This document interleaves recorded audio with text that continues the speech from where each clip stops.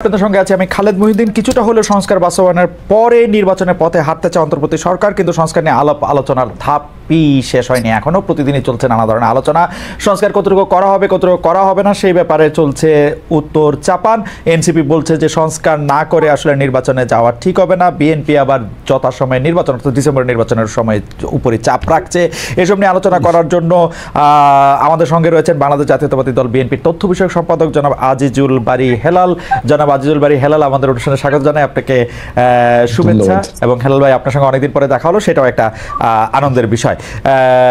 আপনাদের সাথে আরও থাকছেন জাতীয় নাগরিক পার্টি এনসিপির সিনিয়র যুগ্ম আহ্বায়ক আরিফুল ইসলাম আদিব। আরিফুল ইসলাম আদিব, আপনাকে আপনার সময়ের জন্য আমাদের শুভেচ্ছা জানবেন, আপনি আমাদের ধন্যবাদ জানবেন। আপনি আমাদের সাথে যুক্ত হয়েছেন সেজন্য আমাদের কৃতজ্ঞতা। আমরা প্রথমে একটু হেলাল ভাই আপনার কাছে যেতে চাই। হেলাল ভাই, আমরা লক্ষ্য করতেছি যে বিএনপি নানা ধরনের রাজনৈতিক দলগুলোর সাথে ধারাবাহিকভাবে বৈঠক করছে। জুলাই মিত্র হিসাবে আপনারা বলছেন যে এটা সমমনা রাজনৈতিক দলগুলোর সাথে বৈঠক, কিন্তু জুলাই বিপ্লবের অংশ হিসাবে এনসিপিও তো আপনাদের সমমনা। এনসিপিদের আসলে এই বৈঠকে এনসিপিকে এই বৈঠকে আপনারা আমন্ত্রণ জানিয়েছেন কিনা, জানাবেন কিনা, তাদের সাথে আলোচনা করতেছেন কিনা, করবেন কিনা? মানে এটা একটা কেমন কথা না যে অন্য অনেক রাজনৈতিক দলরা আপনারা আমন্ত্রণ জানিয়েছেন, এনসিপিকে আপনারা আমন্ত্রণ জানান নাই। এইটা কি আপনারা ইচ্ছা করে ওনাদেরকে বাদ দিতে চাইতেছেন? মানে এনসিপিকে আপনাদের প্রতিপক্ষ মনে করতেছেন, মানে কেন? না, আসলে ধন্যবাদ। আপনার প্রশ্নটা খুবই আপনার কন্টেম্পোরারি এবং ইম্পর্টেন্ট প্রশ্ন, যে এনসিপি কে আমরা যে ডাকিনি, ডাকবো না, এই কথাটা ঠিক না। আমাদের সাথে এতদিন যারা অভ্যুত্থানের শক্তি ছিল, আমরা একসাথে 17 বছর যে আন্দোলন সংগ্রাম করেছি, তাদের সাথে আমাদের আলোচনাটা এখন চলছে এবং একটা পর্যায়ে এনসিপির সাথে আলোচনা হবে। এখানে আরেকটা বিষয় হলো যে এনসিপি এখনো কিন্তু নিবন্ধিত রাজনৈতিক দল না, এখনো আপনার একটি রাজনৈতিক দল হয়ে উঠছে।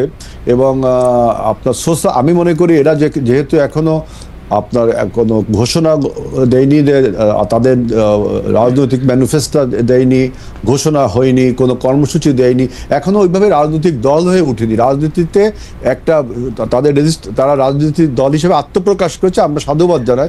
আমি একটা কথা বলি, হয়তো এবার নির্বাচনে আমি ছোট্ট করে একটু কথা বলি, হয়তো নির্বাচনে এবার বিএনপি জয়লাভ করবে, হয়তো আপনি মন্ত্রী হবেন, প্রতিমন্ত্রী হবেন, আরো গুরুত্বপূর্ণ দায়িত্ব পাবেন যদি পান। আমার জন্য সুবিধা, কারণ আমি আপনার একটু হলেও পরিচিত, আমাদের আগের বন্ধুত্ব রয়েছে। কিন্তু হেলাল ভাই, একটা কথা, আপনি কি এই যে এনসিপি নিবন্ধন পায় নাই এই জন্য টাকা, এটা দিয়ে কি শাক দিয়ে মাছ ঢাকার কথা, মানে শাক দিয়ে মাছ ঢাকতেছেন না? আমি তাদের সাথে, আমরা বলছি আমাদের তাদের সাথে আলোচনা হবে। আপনার যেহেতু আমরা আমাদের সাথে যে অন্য রাজনৈতিক দল 17 বছর আমরা রাজনীতি করেছি, তাদের সাথে ধারাবাহিকভাবে হচ্ছে, একটা পর্যায়ে যায় এনসিপির সাথে আলোচনা হবে। তাদের সাথে হবে না তা বলনি, আমি বলছি তারা এখনো একটা সোশ্যাল শক্তি, সোশ্যাল ইনফ্লুয়েন্সার হিসেবে এখনো রয়েছে, রাজনৈতিক দল হিসেবে আত্মপ্রকাশ করেছে। তারা এখনো রাজনৈতিক ঘোষণাপত্র, কর্মসূচি, ইডিওলজি এইসব এখনো তারা দেয়নি। বিক্ষিপ্তভাবে অনেক কথা তারা বলছে, আমরা এটাকে সাধুবাদ জানাই। তাদের সাথেও একটা পর্যায়ে যে আলোচনা হবে, যেহেতু আমরা আলোচনা শুরু করেছি, তাদের সাথেও একটা আলোচনা হবে। এবং তাদের যে আমি বলছি যে বিক্ষিপ্ত বক্তব্য তারা দিচ্ছে, যেমন দেখেন একটা উদাহরণ যদি আমি দিই, সংস্কারের প্রশ্নে আমরা সবাই বলছি, আপনার এনসিপিও বলছে, সবাই বলছে, কিন্তু এনসিপি এর সাথে একটা কথা জুড়ে দিছে যে গণপরিষদ নির্বাচন। আপনি বলেন, যদি গণপরিষদ হয় তাহলে আপনি সংস্কার নিয়ে আলোচনা করছেন কেন? গণপরিষদের উদ্দেশ্য হলো একটি সংবিধান রচনা করা। তাহলে সংবিধান যদি রচনা করতেই হয় তাহলে আপনি সংস্কারের কথা বলছেন। তাহলে আজকে রেহমান সোমান যেটা লিখছে প্রথম আলোতে, যে ঘোড়ার আগে গাড়ি জুড়ে দেওয়া, আপনি যদি সংস্কারের আলাপ চালিয়ে যান, আবার তার সাথে বলেন যে গণপরিষদ নির্বাচন দিতে হবে, তাহলে কেমন হলো? গণপরিষদে সাধারণত নির্বাচন হয় একটি স্বাধীন দেশ, কখনো একটা স্বাধীন দেশ হয়, একটা নতুন সংবিধান গঠনের জন্য গণপরিষদ হয়। আর যদি সেই গণপরিষদ গঠিত হয় তাহলে তো গণপরিষদই ঠিক করবে যে কি কি বিষয়ে সংস্কার হবে। তাহলে আগে যে কথাগুলো এখন আমরা বলছি এগুলো অমূলক হয়ে যায় না? এই জন্য বলছি যে এনসিপি এখনো সেই রাজনৈতিক দল হয়ে ওঠেনি, বিক্ষিপ্তভাবে তারা বিভিন্ন আলোচনা করছে। আপনারা তো আপনারা তো অনেক দিনের রাজনৈতিক দল, কিন্তু আপনি যে বললেন যে সংস্কার আমরা সবাই চাইতেছি, বিএনপি কি সংস্কার চাইতেছে? বিএনপি তো একটু সংস্কার চাইতেছে না। বিএনপি তো শেখ হাসিনা যেইভাবে একটা যেরকম একটা প্রবল প্রতাপশালী প্রধানমন্ত্রী শাসিত সরকার করছিল, সেই একই রকম একটা প্রবল প্রতাপশালী প্রধানমন্ত্রী শাসিত সরকার যেন নিশ্চিত থাকে, সেইটা নিশ্চিত করার ব্যাপারে কথা বলতেছে। সংস্কার শব্দটাই তো বিএনপি শুনতে চায় না। আমরা সংস্কারের কথা বলে বিএনপি নেতারা আমাদের গালাগালি করে। এটা আমি বলি, আমাকে একটু বলতে দেন। জি খালিদ ভাই, আমাকে একটু বলতে বলেন। বিএনপি একমাত্র দল যে আপনার স্বৈরাচারের জামানায়, যখন কেউ কোনো স্বৈরাচারের জামানায় কথা বলতে পারতো না, সেই স্বৈরাচারের রক্তচক্ষুকে উপেক্ষা করে বিএনপি প্রথম আপনার নির্বাচন কমিশন সংস্কারের প্রস্তাব 2016 সালের মে মাসে দিল। জুন মাসে আমরা ভিশন 2030 দিলাম, এবং এরপরে আমরা 2020 সালে আমরা দিলাম 27 দফা, 2022 সালে আমরা দিলাম 31 দফা, এবং আমরাই প্রথম বললাম যে প্রধানমন্ত্রীর যে ক্ষমতা, এই যে একছত্র ক্ষমতা, আপনার 91 সালের যে পার্লামেন্ট নির্বাচন হয়েছিল, সেখানে যে প্রেসিডেন্সিয়াল ফর্ম অফ গভর্নমেন্ট থেকে আমরা পার্লামেন্টের ফর্ম অফ গভর্নমেন্ট ছিলাম, এটা একটা বড় সংস্কার ছিল। সেই পার্লামেন্ট ফর্ম অফ গভর্নমেন্টে প্রধানমন্ত্রীর সমস্ত প্রেসিডেন্টের ক্ষমতা প্রধানমন্ত্রীর কাছে ন্যস্ত হয়েছিল। তারপর থেকে এটা নিয়ে রাজনীতিবিদরা আলোচনা করেনি। এখন আমরাই প্রথম বলছি যে প্রধানমন্ত্রীর ক্ষমতাকে চেক অ্যান্ড ব্যালেন্স করার জন্য। আপনারা বলছেন প্রধানমন্ত্রীর ক্ষমতা কমানো, এই শব্দটা কি, এই সেন্টেন্সটা কি ভালো না? প্রধানমন্ত্রীর ক্ষমতাকে চেক অ্যান্ড ব্যালেন্স করবার জন্য রাষ্ট্রপতিকে কি কি ক্ষমতা দেওয়া যায়, যেহেতু রাষ্ট্রপতি নির্বাচিত হয় একটা ইলেকটোরাল কলেজের মাধ্যমে, অর্থাৎ 300 পার্লামেন্ট আসনের মাধ্যমে, কিন্তু প্রধানমন্ত্রী নির্বাচিত হয় জনগণের ভোটে, যারা নির্বাচিত হয় পার্লামেন্টে, অর্থাৎ জনগণের ভোটে। অর্থাৎ প্রধানমন্ত্রীর ক্ষমতা প্রেসিডেন্টের ক্ষমতার থেকে একটু বেশি হবেই, কিন্তু প্রধানমন্ত্রীকে ব্যালেন্স করার জন্য আমরা বলছি যে রাষ্ট্রপতি কি কি ক্ষমতা কোন কোন বিষয়ে আলোচনা হবে, আমরাই তো প্রথম বললাম। অবশ্যই কি কেউ বলছে? আমরাই তো প্রথম সংস্কারের কথা কিন্তু আমরাই বলেছি, আর তো কেউ বলেনি আগে, এবং এখনো সেটা আমরা হেলাল ভাই আপনারা সংস্কারের কথা আগে বলছেন, সেই ব্যাপারে তো আমরা কোনো দ্বিমত পোষণ করতেছি না, কিন্তু আপনারা কিন্তু সংস্কারের কথা আসলেই আপনাদের এক ধরনের গায়ে জ্বর আসতেছে। কিন্তু সেই জ্বরটা কোথায় আসতেছে আমি বলি, শুধু একটা দুটো জায়গায়। কিন্তু একটা জায়গায় হচ্ছে দুইবারের বেশি প্রধানমন্ত্রী থাকতে পারবে না। আপনারা দুইবারের বেশি প্রধানমন্ত্রী কেন চান বলেন তো? একটা লোকের দুইবারের বেশি প্রধানমন্ত্রী হওয়া দরকার কি? এইটা আপনারা সংস্কারের মধ্যে একটা শব্দের উপর দৃষ্টি দিতেছেন পর কেন দুইবারের বেশি প্রধানমন্ত্রী হইতে হবে একটা লোকের? হ্যাঁ, আমাদের বক্তব্যটা এরকম যে আমরা দেখেন, প্রথমে বললাম যে প্রধানমন্ত্রী তিনি হবেন কনসিকিউটিভলি 2 টার্মস হওয়ার পরে 3 টার্ম যদি তিনি হয়, তখন সাইকোলজিক্যালি এবং ফিলোসফিক্যালি দেখবেন যে তার একটা ডিক্টেটরশিপ হওয়ার প্রবণতা থেকেই যায়, এবং স্বৈরাচার হওয়ার প্রবণতা, ফ্যাসিজম প্রবর্তন করার একটা প্রবণতা থেকে যায়। সাইকোলজিক্যালি আমরা এটা বলছি, এই যে দুইবারের বেশি ক্ষমতা হলে অ্যাবসুলেট পাওয়ার ক্রাফটস অ্যাবসুলেট, সেজন্য আমরা বলছি যে তাকে একবার বাদ দিয়ে তিনি 3 বার বা 4 বার হতে পারে। তবে প্র্যাকটিক্যালি দেখবেন যে একটা লোক যদি 2 বার প্রধানমন্ত্রী হয়, অর্থাৎ 10 বছর, এরপর যদি 1 বছর তিনি বাদ দেন, তাহলে 15 বছর, এরপরে আর 1 বছর হলে 20 বছর। একটা লোক রাজনীতিতে 20 বছর সক্ষম থাকা কতটা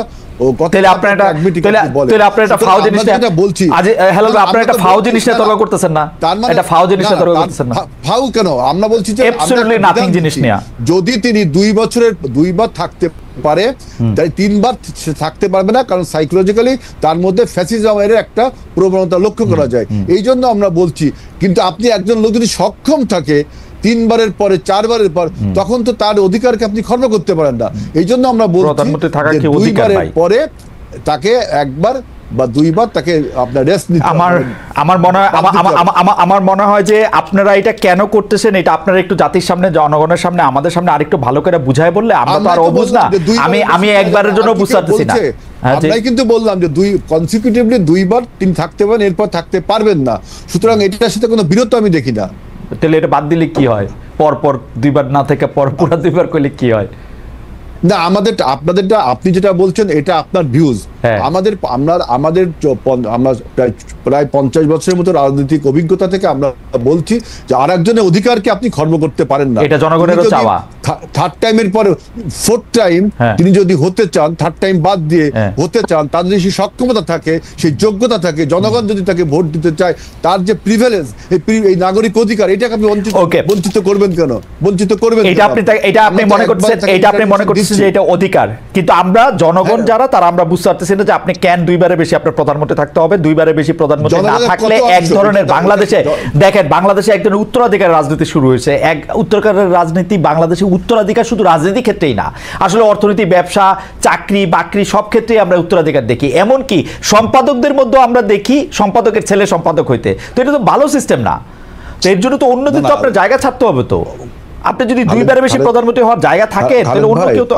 খালেদ ভাই, আপনি যে উত্তরাধিকারের কথাটা বলছেন, কেউ যদি যোগ্যতার ভিত্তিতে, আমার ছেলে যদি যোগ্যতার ভিত্তিতে রাজনীতি করতে পারে, আপনি ক্ষমতা রাজনীতি করতে পারে, আপনি বলবেন যে হেলাল রাজনীতি করতে, অতএব তার ছেলে রাজনীতি করতে হবে। এটা কি হয়? আপনি বলেন আপনি তার অধিকারে খর্ব করছেন না? অবশ্যই খর্ব করতেছি।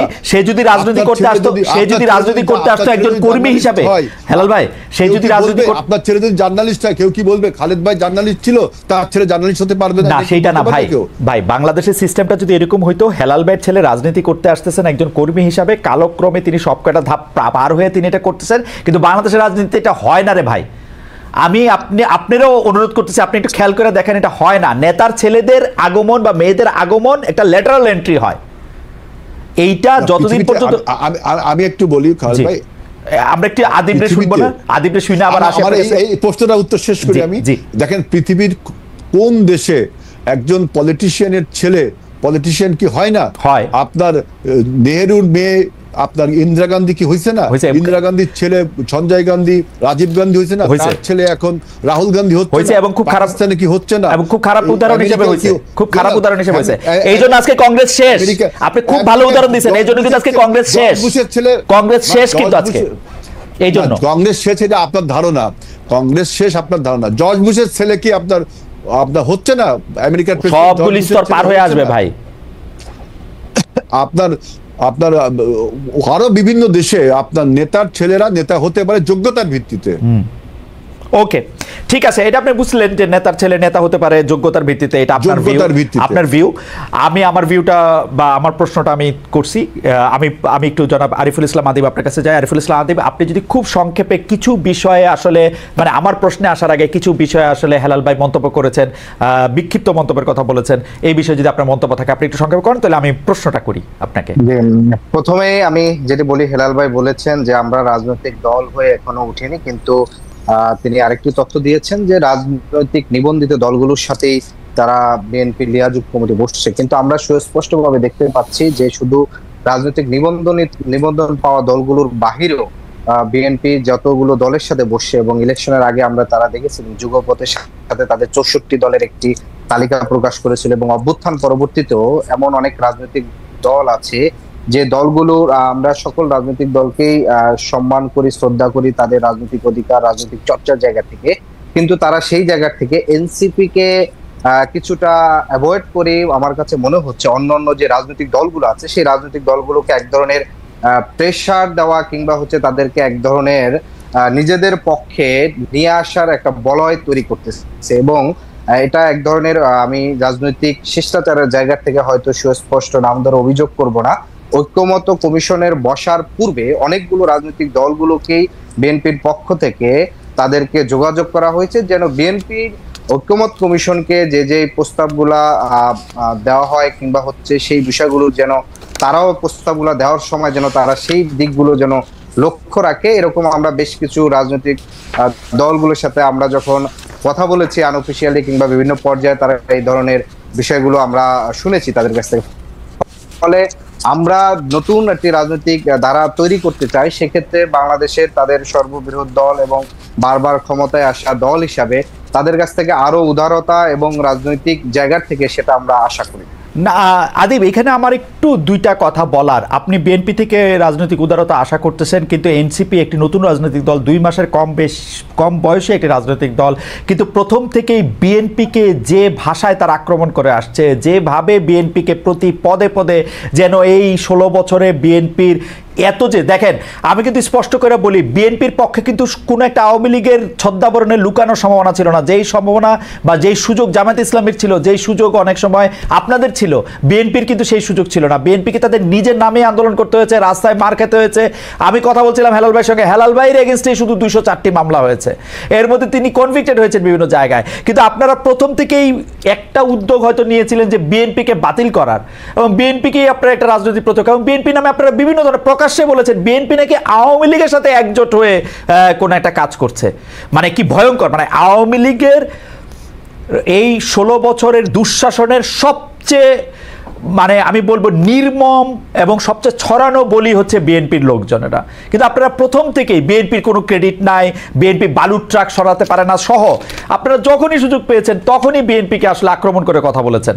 মানে এইটা ঠিক হয়েছে কিনা? আপনাদের দলের মধ্যে এই ব্যাপারটা নিয়ে আলোচনা হয়েছে কিনা? আমাদের প্রথমেই আমাদের অভ্যুত্থান যেদিন 5ই আগস্ট ঐতিহাসিক মুহূর্ত, সেই জায়গা থেকে আপনি যদি প্রথম যে সংবাদ সম্মেলনটা করা হয়েছে ছাত্রদের পক্ষ থেকে, সেখানে প্রথমেই বলেছিল যে জুলাই আগস্টে যারা শহীদ হয়েছেন তাদেরকে জাতীয় বীর, একই সাথে গত 16 বছরে যারা গণতান্ত্রিক লড়াইয়ে এবং যারা জীবন হারিয়েছেন, যাদেরকে গুম খুন হত্যা করা হয়েছে, তাদেরকে শ্রদ্ধার সাথে স্মরণ করেছে। এবং প্রথম যে 5টা পয়েন্ট বলেছিল, সেখানে 2 নম্বর পয়েন্টে এটা ছিল যে 16 বছরে যারা শহীদ হয়েছেন, যারা জীবন দিয়েছেন, তাদেরকে শ্রদ্ধার সাথে স্মরণ করা। অর্থাৎ প্রথম দিনে আন্দোলনে যেখানে বৈষম্যবিরোধী ছাত্র আন্দোলনে তখন তার যে সমন্বয়ক ছিলেন নাহিদ ইসলাম, সংবাদ সম্মেলনে এই বিষয়টি সুস্পষ্টভাবে আদিব ভাই বলেছেন। আদিব ভাই আমি একটা কথা বলি, আদিব ভাই একটু খালি খেয়াল করে দেখেন, আদিব ভাই একটু খালি খেয়াল করে দেখেন, আপনি রাগ হয়েন না, একটু খেয়াল করে দেখেন। আপনি দেখেন 16 বছর অবদানের কথা আপনি বাদ দেন, জুলাই আগস্টের শহীদের মধ্যে বিএনপির বা ছাত্র দলের একজন কর্মী ছিলেন ওয়াসিম। পাঠ্য বইতে শহীদদের কথা বলা হয়েছে, ওয়াসিমের নাম বাদ। এই কয়দিন আগে একটা লেজার শো করা হলো, ওয়াসিমের নাম বাদ। আপনাদের মুখে কোনোদিন আমরা ওয়াসিমের নাম শুনি না। এইটার কারণ কি? আপনারা কি ইচ্ছা করে ভুলে যান, বাদ দেন, কি করেন এটা? মানে বিএনপি করে কি সে শহীদ হয়ে অপরাধ করছে? স্পষ্টভাবে আমরা এখানে স্লোগান, আমাদের এখানে 2টা স্লোগান দেওয়া হয়। একটা হচ্ছে আবু সাইদ মুগ্ধ, শেষ হয়নি যুদ্ধ। আরেকটা হচ্ছে যে সাইদ ওয়াসিম মুগ্ধ, শেষ হয়নি যুদ্ধ। এই যে সাইদ ওয়াসিম মুগ্ধ এবং একই সাথে ওয়াসিমকে ওন করা এবং তাকে, এইটাও কিন্তু আমাদের সেই স্লোগান দেওয়া হয়। আপনাকে যদি দেখতে চান, আমার এখন হয়তো সময় নেই, আমি স্পষ্ট করে আমাদের যে বিভিন্ন প্রোগ্রামগুলোতে হয় সেখানে আপনার প্রোগ্রামগুলিতে আমি একটু নিউইয়র্ক থাকি, আদিব ভাই আমারে মাফ করে দিন, আমি একটু নিউইয়র্ক থাকি, আমার পক্ষে তো আর প্রোগ্রামগুলিতে যাওয়া সম্ভব না। আমি নেতা কর্মীদের কথা শুনি ভাই। ওয়াসিমকে কোনোভাবেই আমরা কিন্তু ডিজোন করতেছি না। আর রাষ্ট্রীয়ভাবে যেটা বলছেন যে রাষ্ট্র এবং সরকারের সাথে আমাদেরকে একই সাথে মেলালে, একই ফ্রেমিং এ দেখলে, সেটা আমি মনে করি ঠিক না। বরঞ্চ এই সরকারটা তো শুধু ছাত্রদের সরকার না, কিংবা এনসিপির সরকার না, বরং এই সরকারটি হচ্ছে একটি অভ্যুত্থান পরবর্তী সরকার। যেই সরকার গঠনে বিএনপির ভাইস চেয়ারম্যান তারেক রহমান তিনি প্রত্যেকটি নাম ধরে ধরে সেখানে মতামত দিয়েছেন, যাকে তার পছন্দ হয় না তার বিষয়ে তিনি আপত্তি জানিয়েছেন, তিনি গভর্নমেন্টে আসতে পারেন না। তারপরে যদি এই সরকারের যতজন উপাচার্য নিয়োগ হয়েছে তাদের যদি আপনারা তালিকা দেখেন, তাদের রাজনৈতিক ওরিয়েন্টেশন দেখেন, প্রত্যেকটা জেলায় যারা পিপি হয়েছেন, জেলা জজ হয়েছেন, অ্যাটর্নি জেনারেলের যারা যুক্ত হয়েছেন, সহকারী attorney general, deputy attorney general, প্রধান বিচারপতি থেকে শুরু করে আপনারা প্রত্যেকটা জায়গায় যদি দেখেন, তাহলে রাষ্ট্রের কমপক্ষে 70% বেশির প্রভাব প্রতিপত্তি পদবিতে বিএনপি এখানে করছে। বিএনপি না না, প্রভাব প্রতিপত্তি যদি আপনি বলেন, প্রভাব প্রতিপত্তির কথা যদি আপনি বলেন, আদিব ভাই আমি একটা কথা বলি, আদিব ভাই আমি একটা কথা বলি, কিংবা হচ্ছে কি জায়গা করছেন সুস্পষ্টভাবে প্রভাবিত, ফলে তারপরে যদি আপনি আদিব ভাই সরকারের জায়গা থেকে, জি ভাই আদিব ভাই আমি একটা কথা বলি, আপনি যদি দেখেন যে 16 বছর আওয়ামী লীগ সরকারের আমলে আওয়ামী লীগ তার সুবিধা মতো লোকজনকে বিভিন্ন জায়গায় বসিয়েছে। এখন আপনি যদি আওয়ামী লীগ আমলে যারা সুবিধাজনক জায়গা থেকে বসে আছে তাদেরকে যদি আপনি সরাতে চান, তাহলে আপনি, যেহেতু বিএনপি মানে প্রায় 50 বছরের পুরনো একটি রাজনৈতিক দল, তাদের লোকজনই তো, তাদের মনোভাবের লোকজনই তো আসবে, মানে এনসিপির মনোভাবের লোকজন তো আসবে না। কিন্তু সেইটা না, আপনি প্রভাব প্রতিপত্তির ক্ষেত্রে, আপনাদের প্রভাব প্রতিপত্তির ক্ষেত্রে আমি খালি স্মরণ করা দিতে চাই, রেলের 3 জনের কথা আপনি শুনছেন, আপনাদের উপদেষ্টা, আপনাদের সরকার, আপনাদের উপদেষ্টা তার বাবাকে ঠিকাদার হিসাবে নিয়োগ দিয়ে আপনি শুনছেন, আপনাদের উপদেষ্টার কথায় আরো বিভিন্ন জায়গায় বদলি হচ্ছে, তিনি নো স্পোক করতেছেন সেটা শুনতেছেন। আপনাদের যারা মুখ্য সমন্বয়ক আছেন আপনি সহ, তাদের মানে আপনি ছাড়া যারা আছেন তাদের অনেকের আলাদিনের চেরাগ পেয়েছেন, আপনি দেখতে পাচ্ছেন। কেউ গাড়ি পাচ্ছেন, কেউ বাড়ি পাচ্ছেন, কেউ অফিস পাচ্ছেন, কেউ ফোন করছেন, কেউ ব্যবসা করছেন। জিজ্ঞেস করলে বলছেন যে জামায়াতে ইসলামীর নেতা আমাদেরকে গাড়ি দিয়েছে। জিজ্ঞেস করলে বলছেন যে 1000 খালেদ মহিউদ্দিনের মতো লোক আছে যারা আমাদেরকে গাড়ি দেয়। জিজ্ঞেস করলে বলতেছেন আমার জমিদারি আছে। How do you deal with it? আপনি আমারে বলেন, আসিফ মাহমুদ, আপনি সরকারে না থাকলে আসিফ মাহমুদ সজীব ভুঁইয়ার বাবা আজকে ঠিকাদারের লাইসেন্স পেয়েছেন, একটা পত্রিকায় এসছে, এটা যদি সাংবাদিক না দেখাই দিত উনি বাদ দিতেন, তাকে বাদ দিতেন। কারণ আমার কাছে মনে হচ্ছে যে আসিফ মাহমুদ সজীব ভুঁইয়া যে জায়গায় দায়িত্ব পালন করছেন সেই জায়গা থেকে এখানে ওনার বাবা আমার কাছে যে আপনার হচ্ছে জেলা পর্যায়ের একটা ঠিকাদারির জন্য আবেদন করছেন, একই জায়গা থেকে তিনি হয়তো আবেদন করতে পারেন, কিন্তু এটা কনফ্লিক্ট অফ ইন্টারেস্ট যায়, সেই জায়গা থেকে আবেদন করতে পারেন না।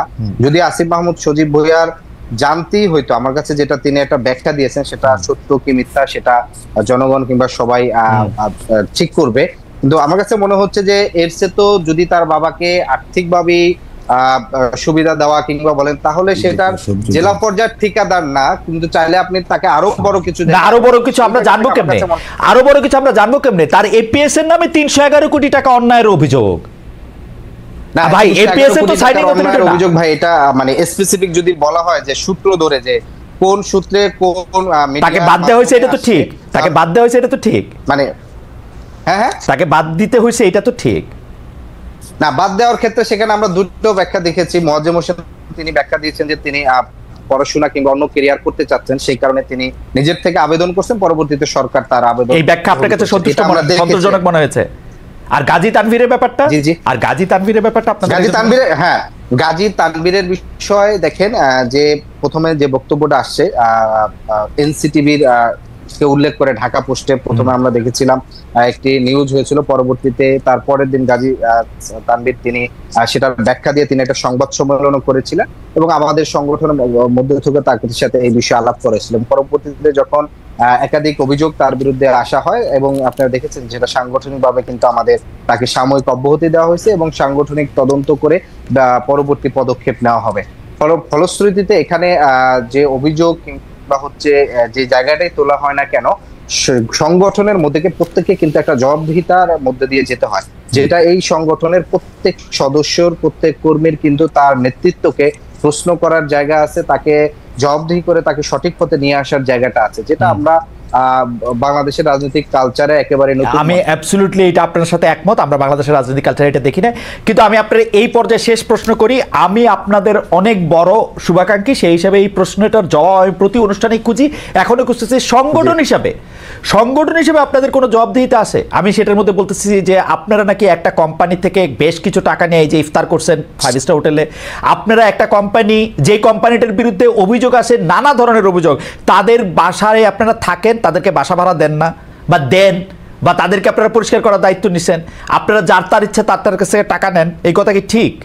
এবং তার নামে মামলা তখন উঠে যায়। সম্পূর্ণ এই কথাগুলো সম্পূর্ণ অভিযোগ এবং ভিত্তিহীন। কারণ আপনি দেখেন কি বলা হয়েছে যে আমাদের বর্তমান যে অস্থায়ী অফিসটি আছে রূপায়ণ টাওয়ারের 5ম লিফটের 5ম তলা, এখানে বলা হয় যে রূপায়ণ টাওয়ারের পক্ষ থেকে আমরা এটা ফ্রি দেই। এই আমরা যে জায়গাটা থাকি এটা রূপায়ণ কর্তৃপক্ষের না, রূপায়ণ কর্তৃপক্ষ এটা ডেভেলপমেন্ট কোম্পানি, তারা যখন এটা ভবন আপনারা কি ভাড়া দেন, তারা শেয়ার ধরে বিভিন্ন জায়গায় বিক্রি করেন এবং প্রতি মাসে আমাদের এটা 2 লক্ষের অধিক টাকা ভাড়া পে করে এবং বিদ্যুৎ বিল পে করে আমাদের এখানে অফিসটা চলে। এই ভাড়ার টাকাটা কোথা থেকে আসে ভাই? যে ছবিটার প্রেক্ষাপটে এই ভাড়াটা কোথা থেকে আসে? যে প্রেক্ষাপটে বলা হয়েছে যে একটা অফিস চালানো হয়, আব্দুল হান্নান মাসুদের কোনো ব্যক্তিগত অফিস না, এটা আমাদের নাগরিক কমিটির যে অফিসটা ছিল সেই অফিসে আমরা। আওয়ামী লীগের সাধারণ সম্পাদকের তো এত বড় অফিস ছিল না, আওয়ামী লীগের সাধারণ সম্পাদকের এত বড় অফিস দেখি নাই। হান্নান মাসুদের অফিস যেটা দেখছি, আওয়ামী লীগের সাধারণ সম্পাদকের এত বড় অফিস ছিল না। না না না, হান্নান মাসুদের এটা আলাদা অফিস না ভাই, এটা একটা ভুল তথ্য ছড়িয়েছে। সে একটা ছবি দিয়েছে এবং সেটা তার এই ছবিটা দিয়েছে। আমি এখন এই যে আপনার সাথে যেই রুমে বসে টকশো করতেছি, এটা আমাদের সাংগঠনিক রুম। আমরা যখন আসি এখানে নেতৃবৃন্দের সাথে কথা বলা কিংবা কেউ যদি আমাদের সংগঠনের সাথে কথা বলতে চান, আমি যেই রুমে কথা বলতেছি এই রুমের ছবি হান্নান মাসুদ দিয়েছে, যেটিকে আসলে আপনার হচ্ছে তার আলাদা অফিস, সে অনেক বড় অফিসের মালিক হচ্ছে, যেটাকে আসলে আচ্ছা ঠিক আছে ভাই বাংলাদেশের রাজনৈতিক দলগুলির মধ্যে আপনারা একলাই না, কিন্তু আপনারা আমার একটা কথা বলেন তো, যে আপনারা কি রূপায়ণের টাকাটা যেটা ভাড়া দেন, রূপায়ণ টাওয়ারে যে আপনাদের অফিসে টাকাটা ভাড়া দেন, এই টাকা রূপায়ণে না, এইটার এই ফ্লোরের মালিক অন্য একজন, অন্য একজনের যে টাকা ভাড়া দেন, ঠিক আছে, অন্য একজনের, এইটাও নতুন তথ্য, অন্য একজনের যে ভাড়া দেন সেই ভাড়ার টাকাটা কোথায় আসে আপনাদের? কেউ দেয় আপনাদের? জি জি, না না কেউ দেয় না, এটা আমাদের অফিস থেকে দেওয়া হয়। শুরু হয়ে গেছে। আচ্ছা, আরেকটা জিনিস হচ্ছে যে আপনারা যে ইফতার পার্টিটা করেছেন সেটা কি কোনো একটা নির্দিষ্ট কোম্পানির থেকে টাকাটা নিয়ে আপনারা এটা করেছিলেন? না না না, এবং তার জন্য এই কোম্পানির লোকেরা খুব সুখে শান্তিতে আসে, এখন খুব আরামে ঘুরে বেড়াচ্ছে। হোটেল ইন্টারকন্টিনেন্টালে, ভাই আমি একটু বলতে দিতে হবে 1 মিনিট অ্যাট লিস্ট। হোটেল ইন্টারকন্টিনেন্টালে আমাদের শুধুমাত্র সকল, মানে এই বাংলাদেশে এই ইফতার মাহফিলটা একটা ঐতিহাসিক, আমরা সেখানে উল্লেখ করছি ফ্যাসিবাদ বিরোধী সকল রাজনৈতিক দল, ছাত্র নেতৃত্ব, শ্রমিক নেতৃত্ব, আলেম ওলামা, সিভিল সোসাইটি এবং সকল অ্যাক্টিভিস্টদের নিয়ে সম্মানে একটি ইফতার মাহফিল হয়েছে। সেখানে ছাত্র দলের সভাপতিও আসছেন, আবার বিএনপির স্থায়ী কমিটির সালাউদ্দিন ভাই আসছেন। কারণ আমরা মনে করছি এই অভ্যুত্থানে শুধুমাত্র রাজনৈতিক দলগুলো একক ভূমিকা রাখেনি, রাজনৈতিক দলগুলোর পাশাপাশি সকল ছাত্র সংগঠন, শ্রমিক সংগঠন, শ্রেণী পেশার লোকেরা সবাই ভূমিকা রাখছে, ফলে সকলের সম্মানে সেই ইফতার মাহফিলটি হয়েছে। এবং সেটি হয়েছে আমাদের সদস্যদের যে অর্থ দেওয়া হয়েছে এবং আমাদের শুভাকাঙ্ক্ষী যারা আছেন তাদের অর্থের মাধ্যমে, কোন কোম্পানির মাধ্যমে। আপনারা যেটা বলতে চাচ্ছেন সেটা আমি নিজেই সরাসরি বলি, আপনারা বারবার যেটা একটা উড়ো অভিযোগ যে বলা হয়েছে যে বসুন্ধরা কিংবা কোন একটা কোম্পানির কাছ থেকে 1,500 কোটি টাকা এনসিপি পেয়েছে, সেই 1,500 কোটি টাকার মাধ্যমে চলতেছে। তাহলে ভাই 1,500 কোটি টাকা যদি হয়,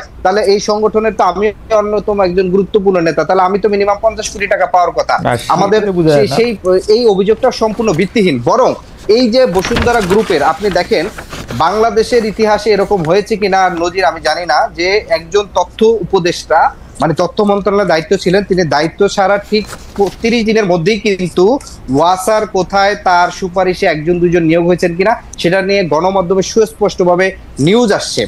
আমার কথা হচ্ছে যে আমরা যদি মিডিয়ায় যদি আমাদের উপর কন্ট্রোল থাকতো, মানে তাহলে এই অভিযোগগুলো করা হয় যে 1,500 কোটি টাকা, এটা নিয়ে সুস্পষ্ট আমরা কোনো নিউজ বলেন প্রমাণপত্র দেখি না। ফলে এটা হচ্ছে বিরোধী দলগুলো আমাদের যে পুরনো যে রাজনৈতিক সংস্কৃতি যেটা আগে হয়েছিল, যে বিরোধী রাজনৈতিক পক্ষকে হাল করার জন্য, ঠিক আছে আমার মনে হয় যে আপনার বক্তব্য পরিষ্কার। আদিব ভাই আমাকে এটা বলতে হবে, আপনি 2 মিনিট বলে ফেলছেন, 2 মিনিট বলছেন ভাই। না 1 মিনিট দেখেন, আপনারা যে গ্রুপটার বিষয়ে অভিযোগ তুলছেন সেটা সুস্পষ্ট প্রমাণ নাই, তারপর আপনারা বারবার তুলছেন। কিন্তু একই সাথে আমরা দেখেছি আগস্টের 1 সপ্তাহ বা আগস্ট মাস যেতে না যেতেই বিএনপির পেশাজীবী সংগঠনের সাধারণ সম্পাদক বসুন্ধরার ইস্ট ওয়েস্ট মিডিয়া গ্রুপের মিডিয়া কনসালটেন্ট হয়ে লক্ষাধিক টাকার বেতনে সেই বসুন্ধরা গ্রুপের ত্রাণকর্তা হিসাবে হয়েছেন, ত্রাণকর্তা হিসাবে তিনি হয়েছেন, এবং বসুন্ধরা বাকি মিডিয়াগুলোর কে সম্পাদক। আমরা এই অভিযোগটাও করতে চাই, আদিব ভাইয়ের এই অভিযোগের সাথে আমি একমত, জনাব আদিব আপনার এই অভিযোগের সাথে আমি একমত, 100% একমত।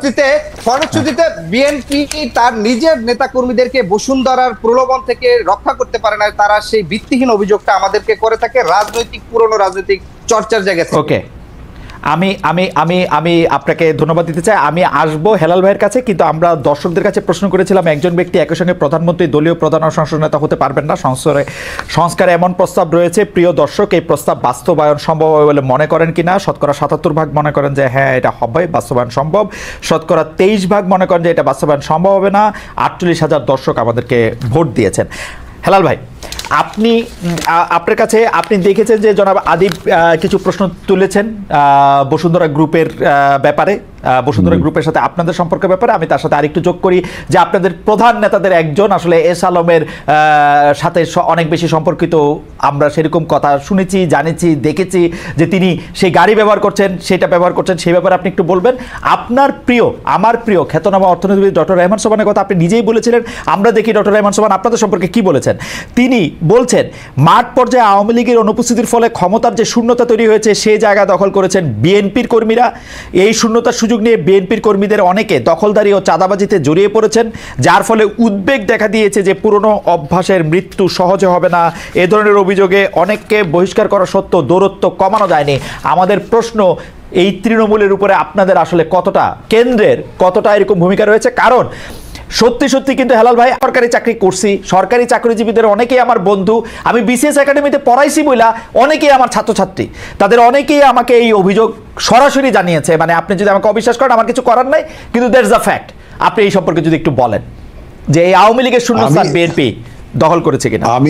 আমি আপনি যে প্রশ্নগুলো করেছেন সব প্রশ্নের সাথে আমি একমত, কিন্তু আমাকে উত্তর দেওয়ার সুযোগ দিতে হবে, কারণ আপনার প্রশ্নের ক্যানভাসটা অনেক বড় হয়ে গেছে।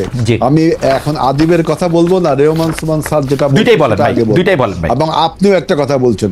আমি বলছি দেখেন যে বাংলাদেশের পলিটিক্সে যে এতদিনের যে ক্রিমিনালাইজেশনকে লালন করা হয়েছিল দীর্ঘ এই আপনার 53 বছর পরে বিএনপি এই যে অভিযোগগুলো আপনারা আসছে, আমি সেই অভিযোগগুলোকে অ্যাকসেপ্ট করছি কিনা তাই দেখেন। আমি তো অ্যাকসেপ্ট করছি, আমি কি আউট অ্যান্ড আউট ডিনাই করছি না, আমি ডিনাই করছি না। এই যে ডিনায়াল টেন্ডেন্সিটা আমাদের নেই, অ্যাকসেপ্ট করছি, অ্যাকচুয়ালটা কি সেটা জন্য তদন্ত করছি এবং ব্যবস্থা নিচ্ছি, যেটা গত 53 বছরে ছিল না। অর্থাৎ আমাদের অ্যাটিটিউডটা পরিষ্কার যে আমরা যে ক্রিমিনালাইজেশনটা 53 বছরে হয়েছে বিভিন্ন রাজনৈতিক দলের মধ্যে, তার প্রতি আমরা অ্যাড্রেস করছি, অ্যাকসেপ্ট করছি, ব্যবস্থা নিচ্ছি। কিন্তু অন্য রাজনৈতিক দল সেইটাকে আপনারা অ্যাকসেপ্টই করছেন না, ডিনায়াল টেন্ডেন্সিতে রয়েছেন। ইভেন দেখেন আমরা যেহেতু আমাদের ক্ষমতা খুবই সীমিত, আমরা একটা সাংগঠনিক ব্যবস্থা নিতে পারি, আইনি কোনো ব্যবস্থা নিতে পারি না। কিন্তু বর্তমান সরকার, এই অন্তর্বর্তী সরকার কেন কোনো আইনি ব্যবস্থা নিচ্ছে না? আমাদের দল তো পরিষ্কার করে বলছে যেহেতু আমরা সাংগঠনিক ব্যবস্থা নিচ্ছি, আইনের ব্যবস্থা আপনারা নেবেন। অন্য রাজনৈতিক দল এটা অ্যাকসেপ্টই করছে না। তাহলে আজকে নতুন যে রাজনৈতিক ব্যবস্থার প্রবর্তন হবে, যে সংস্কারের কথা বলা হয়, তার সেই দৃষ্টিতে বিএনপি অন্য রাজনৈতিক দল এবং সরকারের থেকে এক ধাপ এগিয়ে রয়েছে। যেহেতু আমরা অ্যাকসেপ্ট করছি, তদন্ত করছি এবং বিচার করছি আমাদের সীমিত সামর্থ্যের মধ্যে। সুতরাং রেহমান সুমান স্যার যেটা বলছেন যে আওয়ামী লীগের চলে যাওয়ার ফলে যে শূন্যতা সৃষ্টি হয়েছে, আওয়ামী লীগ যখন ছিল রাজনীতিতে, আমি আওয়ামী লীগের ক্রিমিনালাইজেশন বা আওয়ামী লীগের মিটেন্সির কথা বলছি না, তখনও বিএনপি আওয়ামী লীগের সাথে মোকাবেলা করেছে ন্যায্যতা প্রতিষ্ঠার জন্য। অর্থাৎ এখানে কোনো শূন্যতা না। আওয়ামী লীগ চলে যাওয়ার পরে শূন্যতা সৃষ্টি হলে নতুন রাজনৈতিক দল বা অন্য নিষিদ্ধ রাজনৈতিক দল যেগুলো আওয়ামী লীগ করেছিল তারা সেই জায়গাটা পূরণ করেছে। বিএনপি পূরণ করবেন, বিএনপি তো সার্ভাইভ করছে আপনার গত 50 বছর ধরে আমরা রাজনীতি করছি। অর্থাৎ স্যারের এই থিওরিটার সাথে আমি এইটা বলছি। আরেকটি কথা আদিব যেটা বলছে, দেখেন আমাদের সরকারে রয়েছে আপনার এনসিপি তো সরকার স্পন্সর্ড একটি দল, এটা তো অস্বীকার করলে হবে না। সরকার স্পন্সর্ড একটি দল, অতএব সরকারের সমস্ত সুযোগ সুবিধা তারা ব্যবহার করবে, এটাই স্বাভাবিক, এটা আপনি যেটা বললেন। সুতরাং আপনার যে না, কিন্তু হেলাল ভাই আপনি একটু বড় ক্যানভাস করে কথা বলতেছেন বলে আমি একটু বলি। আপনি সরকারের কথা বলতেছেন, কিন্তু এনসিপি যে বলছে যে প্রশাসনে বেশিরভাগ বিএনপির লোক, এটা কি ভুল? আমি তো 10টা ডিসির মধ্যে 8টা ডিসি সাহেব আমার সাথে কথা বলার আগে প্রথম কথা বলে, ভাই আমি কিন্তু বিএনপি করছি। আজকে হেলাল ভাই আপনি জানেন আপনার মুখ চেনা লোক যারা এখন প্রশ্নে আছেন তাদের মধ্যে অনেকেই কিন্তু আপনার মুখ চেনা, আপনি জানেন যে তারা ছাত্রদল করছে, তাদের কেউ আপনাদের ধরে হলে সিট বরাদ্দ দিচ্ছে। আমি একটা কথা বলি ভাই খালিদ ভাই, বাংলাদেশ যখন 71-এর স্বাধীনতা হলো, এরপরে বাংলাদেশ যে সমস্ত লোক যে সামরিকীকরণ হয়েছিল, মিলিটারাইজেশন হয়েছিল, একই সাথে পলিটিসাইজেশন হয়েছিল, রাজনীতিকরণও হয়েছিল। বাংলাদেশের লোক কোনো না কোনো রাজনৈতিক মতবাদে বিশ্বাসী, তাই না? ছাত্রদল করলে সে বিশেষ পরীক্ষায় পাশ করলে অফিসার হতে পারবে না, এটা কিন্তু ঠিক না, এটা একটা অন্যায্য কথা। আমার বক্তব্য হলো যে গত 17 বছরে বিএনপি সমর্থন করে বা বিএনপির মতবাদে বিশ্বাসী এরকম হাজারের মতো নেতাকর্মীকে, অফিসারদেরকে আপনার ওএসডি করা হয়েছে, কর্মচ্যুতি করা হয়েছে, চাকরি থেকে বরখাস্ত হয়েছে। 5ই আগস্টের পরে আপনি মাত্র হয়তো 30 থেকে 40%কে আপনি ওএসডি মুক্ত করে সংযুক্ত করেছেন। বিএনপি সমর্থিত কোনো লোক এখনো পদায়ন হয়নি, অথচ বা নিয়োগও পায়নি। অথচ আপনি জানেন যে এই যে ডিসি নিয়োগের কথা বললেন, বাংলাদেশের 64টা জেলার ডিসি নিয়োগে এই যে নতুন রাজনৈতিক দল তখনও তারা হয়ে ওঠেনি, তাদের যে দৌরাত্ম্য ছিল, যে নিয়োগ বাণিজ্য পত্রিকা এসেছিল, 64টা জেলার ডিসি নিয়োগের পত্রিকা সমস্ত নিউজ আপনি জানেন যে কি পরিমাণ দৌরত্ব হয়েছিল, এবং বাংলাদেশের সমস্ত পদায়নে তাদের যে ভূমিকা রয়েছে, যেহেতু তারা সরকারে রয়েছে, এখানে বিএনপির আপনার কোন লোক এখনো পদায়ন বা মনোনয়ন হয়নি। আর আপনি বলছেন যে বিএনপির যদি কোনো লোক কোথাও পদায়ন বা নিয়োগ পেয়ে থাকে, সেই লোকটার যোগ্যতা আছে কিনা, আপনি বিএনপি করছে সমর্থন করে, সে তার সমর্থন করে বিধায় তিনি যে পদায়ন পাবেন না, নিয়োগ পাবেন না, এটা ঠিক না। তারপরেও আমি বলছি যে আমাদের যত লোকের কর্মচ্যুতি হয়েছিল, ওয়েস্ট হয়েছিল, তার 30 থেকে 40% লোক কেবল সংযুক্ত হয়েছে, এখনো পদায়ন বা কিছুতে যায়নি। সচিবদের মধ্যে সেটা বলছি। হেলাল ভাই, এখন যারা সচিব আছেন তাদের সচিবদের মধ্যে সব আপনাদের লোক না? না, এটা এখন তো সব চুক্তিভিত্তিক নিয়োগ দিচ্ছেন আপনি, সব আমাদের লোক হবে কেন? সব তো চুক্তিভিত্তিক নিয়োগ। আপনাদের সময় তো মানে ইসমাইল জবিউল্লাহ ভাইরে জিজ্ঞেস করি তো নিয়োগ দেওয়া হচ্ছে সব, তাই তো? এটা তো আপনি একটা মানে কথা বললেন, এটা কি আসলে সত্য কথা? আমার তো মনে তাই। আমি তো সচিব, এটা আপনার মনে হয়, কারণ ইসমাইল জবিউল্লাহ ভাই খুবই মানে আমি চাকরিতে থাকার সময় উনি চাকরিতে ছিলেন, খুবই সম্মানিত একজন সচিব। তিনি আবার বিএনপির রাজনীতিও করেছেন পরে, এবং তিনি জানেন সবাইকে আলাদা আলাদা করে। আমি শুনেছি সিনিয়র কোনো নিয়োগ দেওয়ার ক্ষেত্রে তার সাথে পরামর্শ করা হচ্ছে অনেক ক্ষেত্রেই।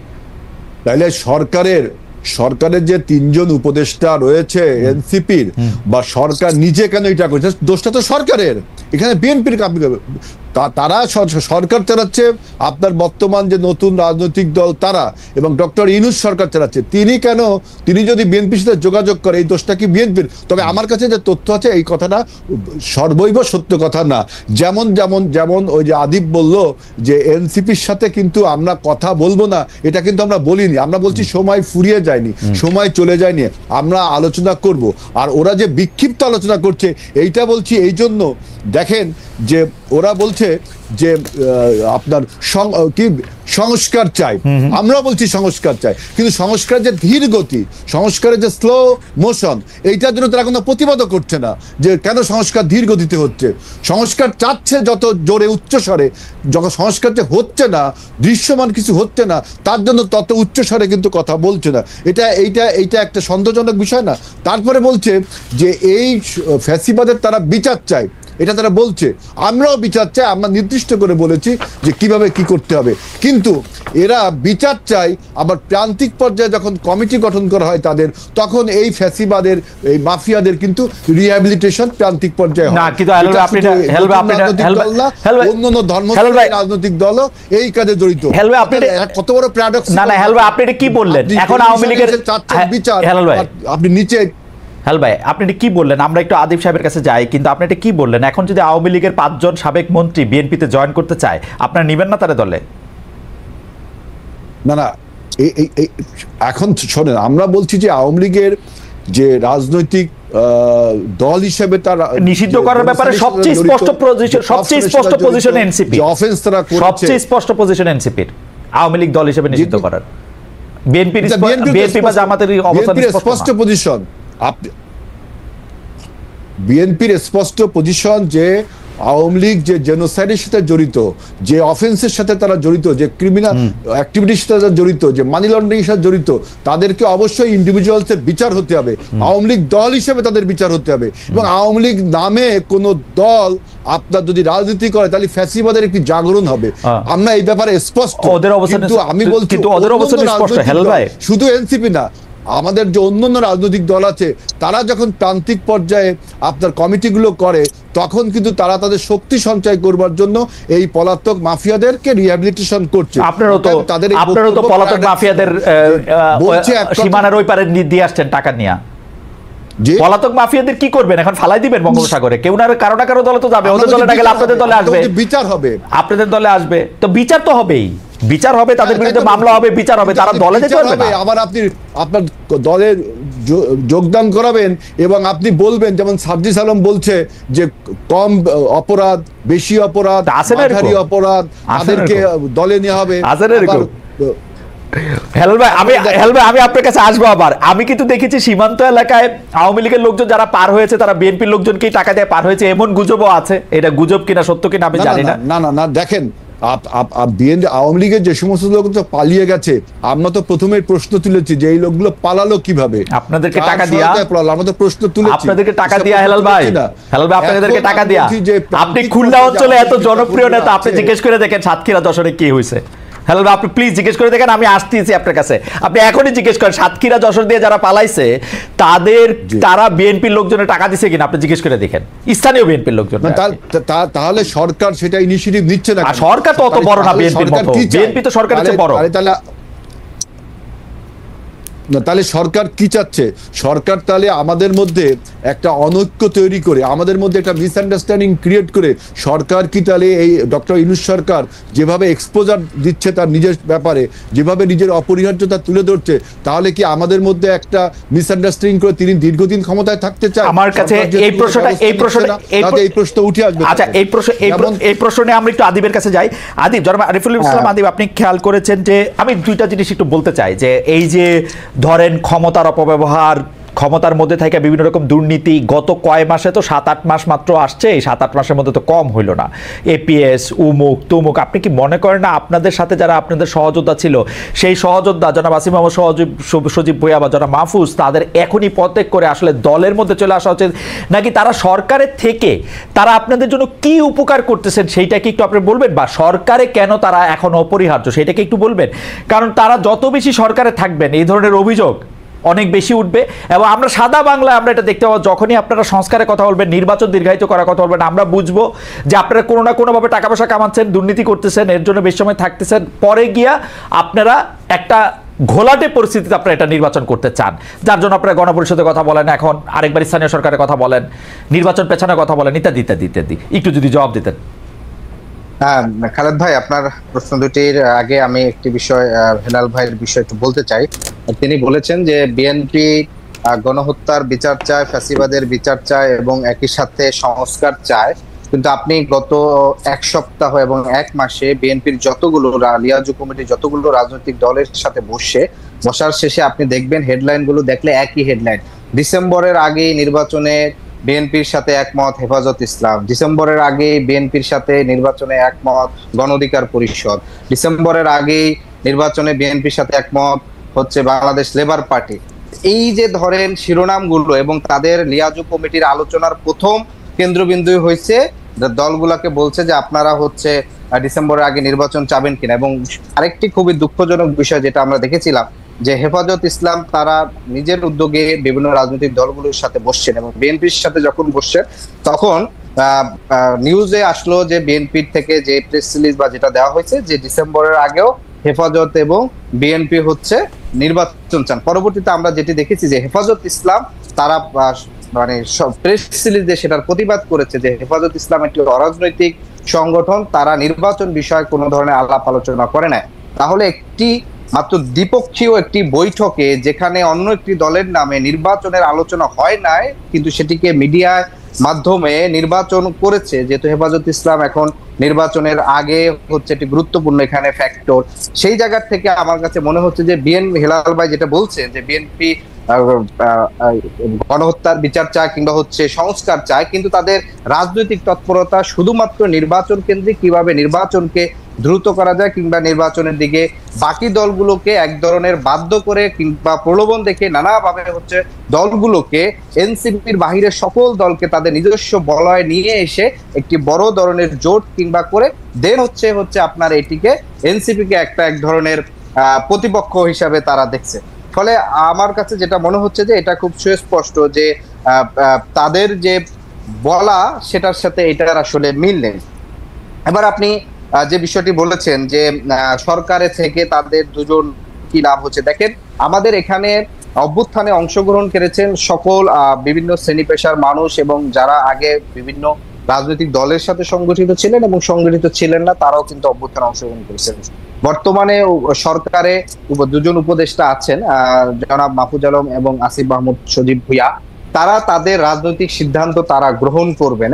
বিষয়টি এভাবে এরকম কখনই নয় যে তারা দুজন সরকারে আছেন সেখান থেকে তাদের একটি রাজনৈতিক দল করবেন কিংবা আমার প্রশ্ন হচ্ছে আপনাদের যদি এনসিপি না এখানে দুইটা বিষয় স্পষ্ট ভাবে যদি এনসিপি রাজনৈতিক দল হিসাবে তার সম্ভাবনাময় হয় তাহলে তারা এনসিপি তে যোগদান করবেন। তারা তো বিএনপি তো যোগদান করতে পারেন, বিএনপি যদি তাদেরকে এর থেকে আরো ভালো যদি কোন ধরনের রাজনৈতিক ভাবে হচ্ছে আকৃষ্ট করতে পারে।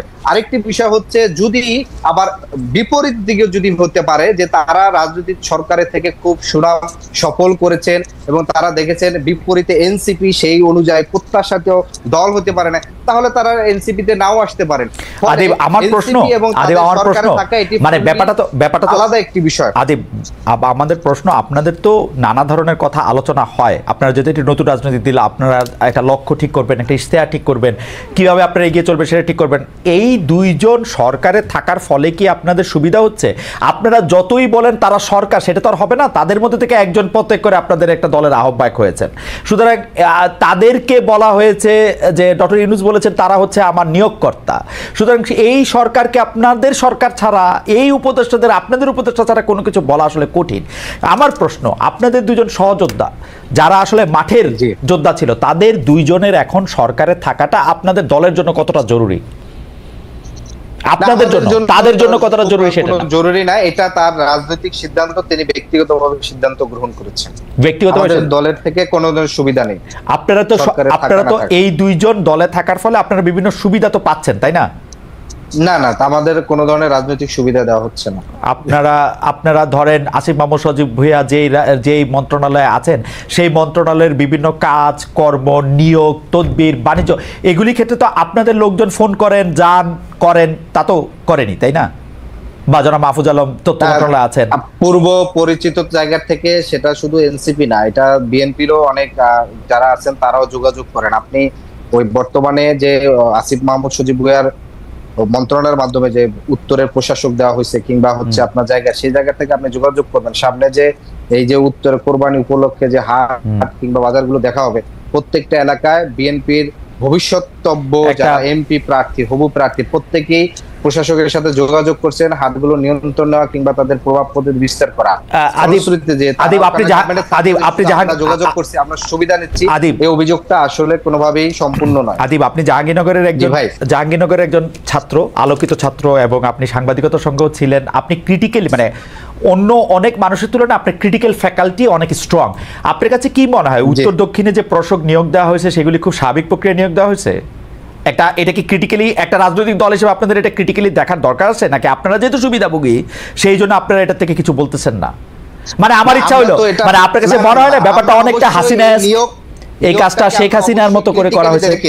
না না খালেদ ভাই, এখানে সুস্পষ্টভাবে আমাদের রাজনৈতিক জায়গা থেকে রাজনৈতিক দল হিসাবে আমরা মনে করি শুধু ঢাকা মহানগর উত্তরের প্রশাসক নয়, বরঞ্চ বাংলাদেশের সকল জায়গায় যে বর্তমানে স্থানীয় সরকার পর্যায়ে সাধারণ নাগরিকের সেবা পেতে যে ধরনের ভোগান্তি পেতে হচ্ছে, একটা জন্ম নিবন্ধনের কাগজ করতে গেলে কিংবা হচ্ছে আপনার যে প্রক্রিয়া, প্রশাসকের তো দরকার আছে, যে প্রক্রিয়া নিয়োগ দেওয়া হয়েছে সেই প্রক্রিয়াটা ঠিক আছে, থেকে সেই জায়গা থেকে প্রশাসক নয়, আমরা বলছি যে বরঞ্চ সরকারের উচিত স্থানীয় নির্বাচনে সরাসরি এগিয়ে যাওয়া। কোন প্রক্রিয়া তারা ভাগ ভাগ করে যে প্রক্রিয়ায় প্রশাসক নিয়োগ দেওয়া হয়েছে, এটা ঠিক আছে? না না, প্রশাসক শুধুমাত্র ঢাকা মহানগর উত্তরে সম্ভবত প্রশাসক দেওয়া হয়েছে, অন্য জায়গাগুলোতে দক্ষিণে একজন সরকারি লোক সম্ভবত প্রশাসক দেওয়া হয়েছে। এটা ঠিক আছে? চট্টগ্রামে তো বিএনপির যে আছেন তিনি নিজেই মামলা করে পেয়েছেন। এটা ঠিক আছে? এখনো মামলা চলমান, এটা প্রক্রিয়াটা ঠিক আছে? প্রক্রিয়াটা আমার কাছে মনে হচ্ছে সরাসরি ইলেকশনের আয়োজন করাটাই উচিত ছিল, কারণ হচ্ছে যে মেয়াদ শেষ হয়ে গেছে ঢাকা মহানগর উত্তর দক্ষিণে, সেই জায়গা থেকে এভাবে নিয়োগ প্রক্রিয়া না দিয়ে বরঞ্চ গণতান্ত্রিক প্রক্রিয়ার দিকে এগিয়ে গেলে ভালো। ঠিক আছে, আমরা একটু জনাব আজিজুল বারী হেলাল আপনার কাছে যাই। আমরা এই বিষয়টা দেখতেছি যে এখন দুইটা বিষয় আপনি একটু দৃষ্টি আকর্ষণ করতে চাই, যে অনেক রাজনৈতিক দল জন্ম নিতেছে এই কয়দিনের মধ্যে। সেই রাজনৈতিক দলগুলি মধ্যে সাবেক সেনা কর্মকর্তার রাজনৈতিক দল, ডেস্টিনির সাবেক এমডি, রাজনীতি বাইরের নানা মানুষ রাজনৈতিক দল প্রতিষ্ঠা করছে। এটাকে কিভাবে দেখতেছেন? আওয়ামী লীগ আমলে বিশেষ করে 24-এর জাতীয় নির্বাচনে অংশগ্রহণমূলক দেখাতে নাম সর্বস্ব দলগুলিকে অনেকগুলিকে নিবন্ধন দেওয়া হয়েছিল, যখন এগুলিকে কিংস পার্টি বলা হতো। এটা এরকমই একটা প্রক্রিয়া কিনা? আপনারা এই প্রক্রিয়াটার সঙ্গে আছেন কিনা? আরেকটা হচ্ছে যে আপনাদের শীর্ষ নেতারা প্রতিশ্রুতি দিচ্ছেন যে বিএনপি ক্ষমতায় গেলে শিক্ষিত বেকারদের জন্য ভাতার ব্যবস্থা করা হবে, 18 মাসে 1 কোটি চাকরির ব্যবস্থা করা হবে। এই দুইটা আসলে কেমনে করা হবে সেটাও যদি আমাদেরকে একটু বলতেন, যে আপনারা আসলে এই যে রাজনৈতিক দলগুলো হঠাৎ করে আমরা যাদেরকে আবির্ভাব দেখতেছি, আগমন দেখতেছি, নিবন্ধনের জন্য লাইন দেখতেছি, তাদের পিছনে আপনারা আছেন কিনা হেলাল ভাই? আর দুই হচ্ছে আপনারা এগুলি যেই প্রতিশ্রুতি দিচ্ছেন এটা কেমনে পালন করবেন?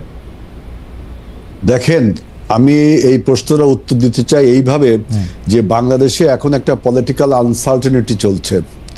আমরা চাচ্ছি যে ডিসেম্বরের মধ্যে নির্বাচনটা হোক, এবং কিভাবে নির্বাচনটা হবে তার একটা রোডম্যাপও চেয়েছিলাম, কিন্তু সরকার কখনোই এ ব্যাপারে একটা সুপারফিশিয়াল কথা বলছে, ধোঁয়াশা সৃষ্টি করছে। সমস্ত রাজনৈতিক দলগুলো যখন সংস্কার চাচ্ছে, নির্বাচন চাচ্ছে, সরকার কোনো কথা বলছে না।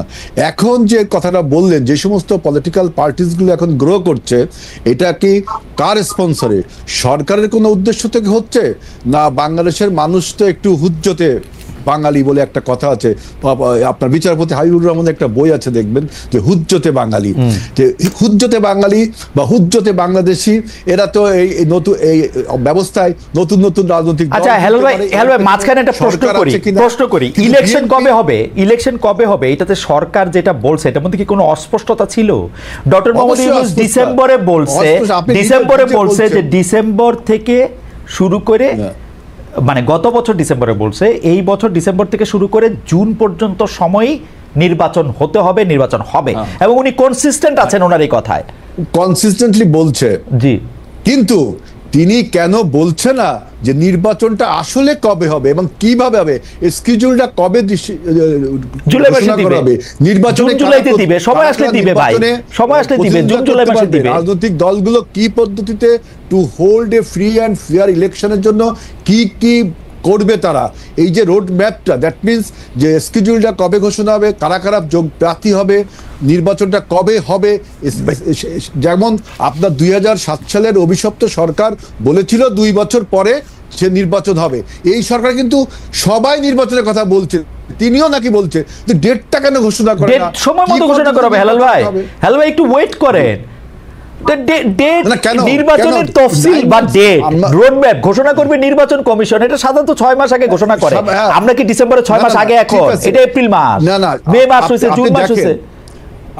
আপনি দেখেন, আপনার 91 সালের এইরকম একটা সরকার, যদিও তত্ত্বাবধায়ক সরকার ছিল, এটা অন্তর্বর্তী সরকার 3 মাসে করেছে, পরপর 3টি ইলেকশন 3 মাসে হয়েছে।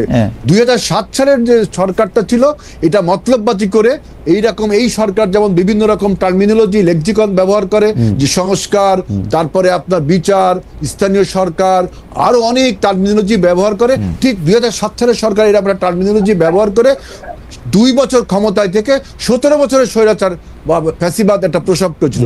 এই জন্য আমরা এই সরকারের মধ্যে এরকম কিছু এক্সপোজার আমরা দেখতে পাচ্ছি, যে বিভিন্ন রকম টার্মিনোলজি ব্যবহার করছে। সবাই যখন সংস্কার চাচ্ছে, সবাই যখন নির্বাচন চাচ্ছে, যে সেই নির্বাচনটা তিনি ঘোষণা করছে না, সবসময় সুপারফিশিয়াল একটা। হেলাল ভাই ঘোষণা তো করছে, তো মানে আপনারা কেন এটা নিতে চাইতেছেন না? ঘোষণা তো করছে, চিৎকার করে বলছে ডিসেম্বরে হবে, জুনে হবে, ডিসেম্বরে হবে, জুনে হবে। না না, উনি বলছে ডিসেম্বর টু জুন, তাহলে কি আপনি এটা কোন ডেট হইলো? ডিসেম্বর টু জুন সুন্দর ডেট, এটা বলতে হবে মাত্র 6 মাসের একটা ব্যক্তি রাখা হয়েছে, সুন্দর ডেট। আগের কোন সরকার কি এই কাম করেছে? আগে বাংলাদেশে কি এই প্রেসিডেন্ট ছিল যে সরকার এসে অনির্দিষ্টকালের জন্য থাকবে, বলবে যে আমি দিচ্ছি? ছিল তো, এই আওয়ামী লীগের আমলেতে প্রেসিডেন্ট ছিল, ওর যখন ইচ্ছা ইলেকশন দিছে, যখন ইচ্ছা ইলেকশন দেয় নাই আওয়ামী লীগ। আর আওয়ামী লীগ তো আপনার বেঞ্চমার্ক হতে পারে, আওয়ামী লীগ তো স্ট্যান্ডার্ড হতে পারে না। আওয়ামী লীগ তো বাংলাদেশের পলিটিক্সকে এই পর্যায়ে নিয়ে গেছে, আওয়ামী লীগকে তো উৎখাত করা আছে। এখন আপনি যদি আবার আওয়ামী লীগের মতো বিহেভ করেন, তাহলে জনগণ এটা মানবে না। আপনাকে সুনির্দিষ্ট টাইম তো বলা উচিত, বলে দিবে। আপনি যদি আমি হেলাল ভাই আমাদের এই অনুষ্ঠানের মাধ্যমে আমি আপনাকে আশ্বস্ত করতেছি, আপনারা যথা সময়ে ইলেকশনের ডেট আপনারা শুনবেন, কার্যক্রম শুনবেন। আপনারা প্রস্তুত আছেন কিনা সেটা খেয়াল করেন। আমার কাছে কেন জানি মনে হয় বিএনপি প্রস্তুত নাই, বিএনপি এইসব শুধু কথাবার্তা বলে, আমার কাছে মনে হয় বিএনপির প্রস্তুতি কম। না, আপনি এত অ্যাসিওর করছেন যে সরকার নির্বাচনের ডেট ঘোষণা করবে, তাহলে কি সরকারের সাথে আপনার কোনো সখ্যতা? না, আমি সরকারের কথা সরাসরি শুনি, আমি সেই জন্য আমি বুঝতে পারি সরকারের কথা। আমি কোনো আপনার মতো এত গোপন তথ্য আমার কাছে নাই, আমার কাছে সরাসরি তথ্য আছে, কিন্তু সরকার বলছে ইলেকশন দিবে। খালেদ ভাই, আপনি শুনে আপনার মনে হচ্ছে যে সরকার ইলেকশন দেবে, কিন্তু আমার দৃষ্টিভঙ্গিতে করছি, কারণ হেলাল ভাই আপনি মহান এবং উদার মানুষ, আপনি দিবেন না। হেলাল ভাই কারণ কি আমি আপনার বলি, কারণ আপনার আমি ছোটবেলা থেকে, ছোট না মানে ধরেন 30 বছর ধরে চিনি, আপনি মহান এবং উদার মানুষ। আপনি মনে করতেছেন এনসিপি শক্তি আপনার চেয়েও বেশি, এই জন্য এনসিপি যেহেতু ইলেকশন চায় না, এনসিপি ইলেকশন না চাইলে সরকারও ইলেকশন থেকে সেটা সাকাম করবে, এটা হবে না ভাই। এনসিপি না, আমি এনসিপি কে প্রতিপক্ষ ভাই মনে করেন তো ভাই। আমাদের চেয়ারম্যান কিন্তু বলছে যে এবারে নির্বাচনটা অনেক শক্ত হবে, তাই না? কিচ্ছু শক্ত হবে না, এইটা আপনাদের ভয় দেখার জন্য বলে, একটু শক্ত হবে না, উনিও জানে এটা। না, এনসিপি কে আমি প্রতিপক্ষ মনে করছি না। আমি বলছি যে আপনারা যে বলছেন যে নির্বাচন চাওয়া একটা ক্রিমিনাল অফেন্সের মধ্যে আমাদের নিয়ে এসছেন, অথচ দেখেন গত ঈদে, এই ঈদে আমাদের নতুন রাজনৈতিক দল আপনার কি সমব্যবহারে আপনার নির্বাচনের প্রচার চালালো না, যে আপনার কখনো গাড়িতে, কখনো ভ্যানে, কখনো রিক্সায়, তাহলে আবার টেলিভিশনে এসে বলছে নির্বাচন দেরি করে হবে, আবার কিন্তু নির্বাচনে কাজ করছে। যেমন জামাতে ইসলামী বাংলাদেশ, দেখেন 300 আসনে নমিনেশন দিয়ে ঠিক আছে, তারা বলছে নির্বাচন চাচ্ছে না। অর্থাৎ আপনার মুখে বলছে এক কথা, টেলিভিশনে এসে আমি অবশ্য আরেক কথা। আমার সাথে ডক্টর মোহাম্মদ ইউনূসের এত ক্লোজ ডোর কোনো কথা কখনো হয় নাই, মানে এই ইলেকশনের আগে, ইলেকশনের বিষয়ে, সেই জন্য আমি বলতে পারবো না। কিন্তু আমি সরাসরি আমি দেখতে পাচ্ছি ডক্টর ইউনূস কনসিস্টেন্টলি বলে যাচ্ছেন যে বড়জোর আর কয়টা মাস সহ্য করেন হেলাল ভাই, আমরা একটু জনাব আদিবের কাছে যাই। ব্ল্যাক এন্ড হোয়াইট দিচ্ছে, ব্ল্যাক এন্ড হোয়াইট দিলে সমস্যা কি? আপনি দিবে তো এইটা সাধারণত ইলেকশন কমিশন দেয়, ইলেকশন কমিশন সেটা বলবেও, এই সরকার তো আর বলবে না যে আমরা কবে ইলেকশন দেই। আপনি একটা উদাহরণ দেখেন যে এই ডক্টর ইউনূস সরকার বলল যে ডিসেম্বরের মধ্যে নির্বাচন করবার সমস্ত ব্যবস্থা করতে নির্বাচন কমিশনকে বলল। হ্যাঁ, আমি দেখলাম 2 ঘন্টার মধ্যে তার প্রেস রিংতে বলা হচ্ছে যে ডক্টর ইউনূস সরকার এরকম বলিনি। এই জন্য আমি বলছি যে ডক্টর ইউনূস সরকারের ভিতরে কি কোনো সরকার রয়েছে যারা নির্বাচন করতে? হেলাল ভাই, তাহলে ওই উত্তর কি দিবেন? হেলাল ভাই এরশাদের বিরুদ্ধে আন্দোলন কইরা শেখ হাসিনার বিরুদ্ধে 15 বছর আন্দোলন করে এত ভয় আপনারা কেন পাইতেছেন আমি বুঝতেছি না। বিএনপি ভীতু দলে পরিণত হয়েছে হেলাল ভাই, বিএনপি ভীতু হয়ে গেছে। এই 16 বছর রাজপথে থাইকা বিএনপি ভীতু হয়ে গেছে। আপনি চাইলে, আপনি বাংলাদেশের বড় রাজনৈতিক দল, আপনি চাবেন, জনগণ চাবে ইলেকশন হবে, সুতরাং আপনার রাজনীতির ইলেকশনের দিকে মনোনিবেশ করেন। আমরা একটু জনাব আব্দুল্লাহ আদিবকে যাই। যে জনাব আদিব, আমার খালি একটাই প্রশ্ন, আপনারা কি ইলেকশন ভয় পান? ইলেকশনটা আপনারা তো পিছাইতে বলেন কেন? আমার তো মনে হয় যে আপনারা মাঠে যাবেন, রাজনীতি করবেন, এই বছরই আপনারা এমপি হবেন, ক্ষমতা দখল করবেন, সরকার গঠন করবেন, তা না। জুলাই আগস্টের স্পিরিট তো একটা চেতনা, একটা আদর্শ, এটা তো থাকবে সবার মনে। আপনারা একটা রাজনৈতিক নয়া বন্দোবস্তের দিকে আগায় যাবেন, সেটাই হওয়া উচিত না। কিন্তু আপনারা ইলেকশনের বিপক্ষে কথা বলতে বলতে এমন একটা অবস্থা তৈরি করছেন যে আমার কাছে মনে হয় এই যে ইলেকশন চাই বললেই লোকে আমার উপরে ঝাঁপায় পড়ে। 100টা গালি খাইতেছি যে ইলেকশন চাই কেন, মানে ইউনূস সরকার, আপনাদের দলের লোকরা বলে ইউনূস সাহেবই বলে 5 বছর দরকার, এগুলি কিরকম? আপনারা জনগণের মতামত নিতে তো ভয় কেন পান? খালিদ ভাই, এখানে আপনি অভিজ্ঞতা থেকে দেখবেন যে আমরা বারবার সুস্পষ্টভাবে একটি বিষয় বলেছি যে নির্বাচনের টাইমলাইন নিয়ে আমাদের এখানে বিন্দুমাত্র নির্বাচন পিছানো কিংবা নির্বাচন এগিয়ে নিয়ে আসে এই বিষয়ে আমরা সুস্পষ্টভাবে কোনো বক্তব্য দেইনি। আমাদের দলের পক্ষ থেকে অফিসিয়ালি বারবার যে জিনিসটি বলা হয়েছে যে সরকারের পক্ষ থেকে যে সময় দেওয়া হচ্ছে ডিসেম্বর টু জুন, এই সময় নিয়ে আমাদের কোনো আপত্তি নেই। বরঞ্চ আমরা মনে করি যে যদি মৌলিক রাষ্ট্রের না ভাই, আমি আপনার কথার সাথে একমত নাই, কথা নাই, বার্তা নাই। আপনাদের দলের প্রধান কয়া বসলো যে এই প্রশাসনে বিএনপি আছে, এখানে নির্বাচন নিরপেক্ষ হবে না, আমরা নির্বাচনে যাব না। ভাই প্রশাসন নিরপেক্ষ না বলতে কি আপনারা ইউনূস সাহেবরে বুঝান, আসিফ সাহেবরে বুঝান, মাহফুজ আলম সাহেবরে বুঝান। তিনি নাহিদ ইসলাম যে বক্তব্য দিয়েছেন, আমাদের আহ্বায়ক, তিনি বলেছেন যে সরকারের প্রশাসনে যেভাবে বিএনপির প্রভাব প্রতিপত্তি রয়েছে, সেই জায়গা থেকে আপনি নিজেও কিন্তু ইতিপূর্বে বলেছেন যে সারা দেশের প্রশাসনিক গুলাতে যারা যেভাবে বসে, সেই জায়গা থেকে বলছে যে প্রশাসনের নিরপেক্ষতা নিয়ে প্রশ্ন তুলছেন এবং বলছে যে আমরা নির্বাচনে যাব কিনা সেটা বিবেচনাধীন, আমরা যাব না কিংবা আমরা নির্বাচন পেছাতে তাই, সেটা কোনোভাবে তিনি বলেনি। বরঞ্চ আমরা ঐক্যমত কমিশনের সাথে আমরা বলেছি যে আমাদের সুস্পষ্টভাবে খুব দাবি যে রাষ্ট্রের সাংবিধানিক কাঠামো এবং নির্বাচন ব্যবস্থা সহ অন্যান্য জায়গার মৌলিক সংস্কার করে দ্রুতই কিন্তু আমরা সাদা চোখে কি দেখি সেটা একটু বলি আদিব, আমরা সাদা চোখে দেখি আপনাদের যে জনপ্রিয়তা জুলাই আগস্টে ছিল সেই জনপ্রিয়তা কমতে কমতে এখন এটা অনেক কমে গেছে, আপনাদের ডাকে এখন আর লোকজন অংশগ্রহণ করতেছে না, স্পেশালি আসলে সোশ্যাল মিডিয়া ছাড়া আপনাদের সেই অর্থে কোনো অবস্থান নাই। সেই জন্য আপনারা নির্বাচন ছাড়া যদি আপনাদের দুইজন সরকারে থাকে, ডক্টর ইউনূস আপনাদের থাকে, এইটা আপনাদের জন্য সুবিধাজনক। হেলাল ভাইয়ের এই ভয়টা কিন্তু, আমি হেলাল ভাইয়ের সাথে তর্ক করলে হেলাল ভাইয়ের এই ভয়টা কিন্তু আমারও লাগে যে আপনারা আসলে নির্বাচন চান না, আপনারা এইভাবেই থাইকা যেতে চান কোনো না কোনো মতে, মানে একটা জোড়াতালি দিয়া। না না না, এটা কোনোভাবেই এইভাবে থাকা না। যদি সেই থাকার হতো তাহলে তো নাহিদ ইসলাম তিনি পদত্যাগ করে একটা রাজনৈতিক দলের উদ্যোগের সাথে এখানে অংশগ্রহণ করতে না। বাংলাদেশে তিনি সরকারে মানে মানুষ দীর্ঘ মানে রাজনীতি করে 30 বছর 35 বছর রাজনীতি করে তিনি রাজনৈতিক ক্যারিয়ার বর্ণাঢ্য জীবন শেষ বয়সে প্রতিমন্ত্রী এবং মন্ত্রী পর্যায়ে হন। সেখানে তিনি মন্ত্রীর পদমর্যাদা ছেড়ে এসে জনতার কাতারে এসেছেন এবং বাংলাদেশের একটি গণতান্ত্রিক, না না সেটা তো নাহিদের চাওয়া সরকারে না থাকা, কিন্তু আপনাদের চাওয়া হচ্ছে যে এই সরকার থাকে।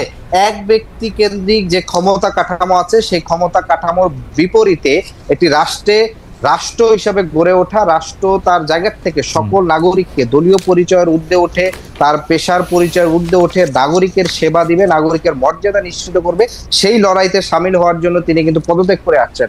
ফলে যদি এখানে তারা বলে থাকে যে সরকার আমাদের থাকতেই চেত কিংবা থাকার জন্য যদি আমাদের থাকতো, তাহলে তো যখন সরকার গঠন হয়েছে সেখানে আরো উল্লেখযোগ্য সংখ্যক ছাত্রদের উপদেষ্টায় অংশগ্রহণ করা কিংবা হচ্ছে দীর্ঘ টাইম হচ্ছে উপদেষ্টা থেকেই বরঞ্চ হচ্ছে এই জায়গাটা করতে পারতো। বরঞ্চ আমরা মনে করছি যে আমাদের সেই জায়গাটি সরকারে না, বরঞ্চ আমাদের জায়গাটি হচ্ছে আমরা বাংলাদেশ রাষ্ট্রের একটা গণতান্ত্রিক রূপান্তর চাই, দীর্ঘমেয়াদী স্থায়ীভাবে, যে রূপান্তরের জন্য আমরা লড়াই করতেছি, সংগ্রাম করতেছি। আমরা যখন অভ্যুত্থান হয়ে যায় তখন দুটি উপায় আমাদের সামনে ছিল। একটি উপায় ছিল যে না, আমাদের যে গ্রুপ অফ পিপল বা যারা হচ্ছে এই রাজনীতিটাকে সামনে নিয়ে যেতে শেষ করবেন, আমরা একদম শেষ পর্যায়ে আদিব শেষ করবেন 20 সেকেন্ড আমাদের। হ্যাঁ, আরেকটি হচ্ছে যে একটি রাজনৈতিক দল দাঁড় করিয়ে দীর্ঘমেয়াদীভাবে বাংলাদেশের জায়গাতে বাংলাদেশের নাগরিকের মর্যাদার জন্য লড়াই করে। সেই জায়গা থেকে আপনারা দেখেছেন যে আমাদের যে প্রস্তাবনাগুলো, রাষ্ট্রের যে এখন এক ব্যক্তি কেন্দ্রিক সকল ক্ষমতা, অর্থাৎ বর্তমান এক ব্যক্তির হাতে নির্বাহী বিভাগের প্রধান, সংসদ নেতা, দলের প্রধান, বিচার বিভাগের নিয়োগকর্তা, সাংবিধানিক প্রতিষ্ঠানের নিয়োগকর্তা, এই যে 7-8টা সকল জায়গায় এক ব্যক্তি কেন্দ্রিক, ফলে যেটা হচ্ছে রাষ্ট্রে আর কোনো দ্বিতীয় ব্যক্তি হয়ে ওঠেন না। কারণ ব্যক্তি হয়ে উঠতে হলে অভিজ্ঞ। আদিব আমরা শেষ করি। আদিব এইটাই এমন যে এখানে আর কোনো বিকল্প তৈরি হয় না। আমরা চাই আগামী দিনের বাংলাদেশে শত শত মানুষ, রাজনীতিবিদরা যারা বাংলাদেশের প্রধানমন্ত্রী হতে পারেন, রাষ্ট্রপতি হতে পারেন, সেইভাবে যোগ্য হয়ে ওঠে, সেটা আমরা চাই। ওকে জনাব আদিব, আপনাকে অনেক ধন্যবাদ। হেলাল ভাই, আমাদের অনুষ্ঠান শেষ, আপনি 10 সেকেন্ড বা 20 সেকেন্ডে একটা বাক্য বলতে পারেন। আপনি কি কিছু বলতে চান? আপনাকে দিয়ে শুরু করছিলাম। দেখেন, জি, আমি চাইনিজ একজন মিলিটারি জেনারেল এবং একজন দার্শনিকের একটা কথা বলতে চাই যে in the midst of chaos there is also opportunity. আমাদের যে ক্যাওয়াস, যেটা এই ক্যাওয়াসকে আমি তর্ক বিতর্ক বলবো, এই তর্ক বিতর্কের মধ্যে একটা অপরচুনিটি আমাদের তৈরি হবে। সেই অপরচুনিটি হলো বাংলাদেশ অনেক ধন্যবাদ, গণতন্ত্র এবং নির্বাচিত সরকার প্রতিষ্ঠা হবে। আরেকটি কথা, বললেন 1 কোটি কর্মসংস্থান আমরা কিভাবে করব তার কিন্তু একটা লিটারেচার আমরা পেশ করেছি। এটা তো এইভাবে বলা যায় না। এবং এটা আমরা এও বলেছি যে 2034 সাল নাগাদ আমরা আমাদের জিডিপি গ্রোথ করব আপনার $1 ট্রিলিয়ন। আবার ডক্টর ইউনূস সরকারের বিভিন্ন এক্সপোজার, বাইরের এক্সপোজার, ঈদের মাঠের 5 হাত দেখানো, বিভিন্ন উপদেষ্টার আপনার 5 বছরে থাকার কথা, এখান থেকে আমাদের সন্দেহ হয় তিনি কেন এখনো প্রকৃত রোড ম্যাপটা ঘোষণা করছেন না। হেলাল ভাই, আমার আশা থাকবে যে আপনার সন্দেহ অমূলক হোক, যত সময় নির্বাচন হোক। এবং জনাব আদিব, আপনি যদি কোনো শেষ কথা জনগণের উদ্দেশ্যে বলার থাকে আপনার দলের পক্ষ থেকে, আপনার থেকে একটি মাত্র বাক্য, আমাদের আর সময় নেই। আমি একটি মাত্র বাক্য বলবো যে বাংলাদেশের সকল রাজনৈতিক ব্যবস্থা সংস্কৃতিতে জনগণের ক্ষমতায়িত হোক, বাংলাদেশের জনগণ নাগরিক হয়ে উঠুক, নাগরিক মর্যাদার একটি কল্যাণকামী রাষ্ট্র প্রতিষ্ঠার জন্য আমরা যে লড়াই সংগ্রাম করছি, সেই লড়াই সংগ্রামে তাদের সর্বোচ্চ সাপোর্ট এবং তাদের প্রতি আমাদের আহ্বান থাকে। আপনাদের অনেক ধন্যবাদ জনাব আজিজুল বারী হেলাল, জনাব আরিফুল ইসলাম আদিব। আপনারা অনেকগুলি বিষয়ে খোলাখুলি আপনাদের মন্তব্য দিয়েছেন। দর্শক, আবারও দেখা হবে আপনাদের সঙ্গে নতুন কোনো বিষয় নিয়ে, নতুন কোনো অতিথির সঙ্গে। সেই পর্যন্ত অনেক অনেক অনেক ধন্যবাদ।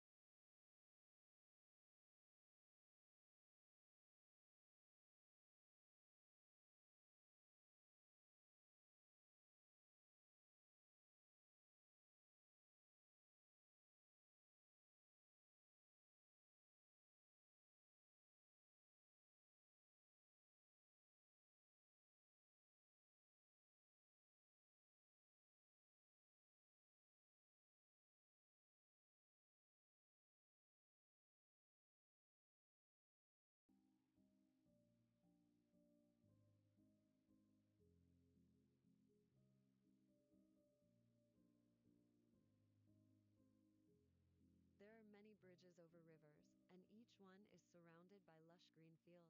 People use these bridges for various purposes, like biking or taking boats. The scenery is breathtaking, with vegetables and animals in sight.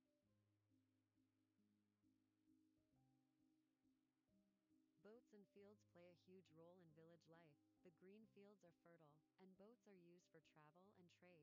Cows and bikes are often seen near the water. The scenic beauty is unmatched.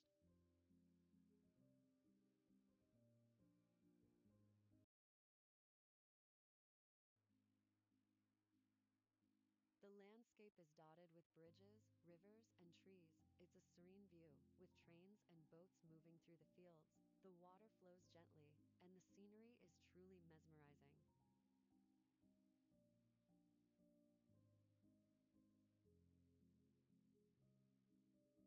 People live in harmony with nature, using the river and its surroundings for their daily needs. Isn't it beautiful?